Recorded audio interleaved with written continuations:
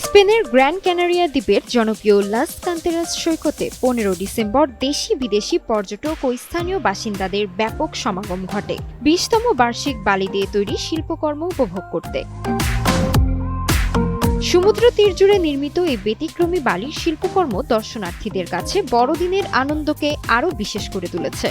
আন্তর্জাতিক খ্যাতিসম্পন্ন শিল্পীদের নিখুঁত কারুকাজ ও সৃজনশীল উপস্থাপনায় বালু দিয়ে নির্মিত যীশু খ্রিস্টের জন্মকাহিনীর দৃশ্যগুলো সবাইকে মুগ্ধ করেছে।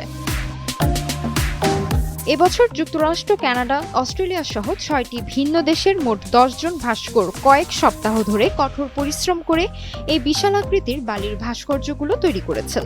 হাজার হাজার টন বালি ব্যবহার করে নির্মিত এসব শিল্পকর্মে ধর্মীয় ভাবগাম্ভীর্য, মানবিক আবেগ ও শিল্প সৌন্দর্যের চমৎকার সমন্বয় ফুটে উঠেছে। প্রতিটি দৃশ্য এমনভাবে নির্মাণ করা হয়েছে যেন তা জীবন্ত গল্পের মতো দর্শকদের সামনে ধরা দেয়। তবে সপ্তাহান্তে আঘাত হানা স্ট্রম এমিলিয়া এই বালির ভাস্কর্যগুলোর জন্য বড় ধরনের হুমকি সৃষ্টি করে।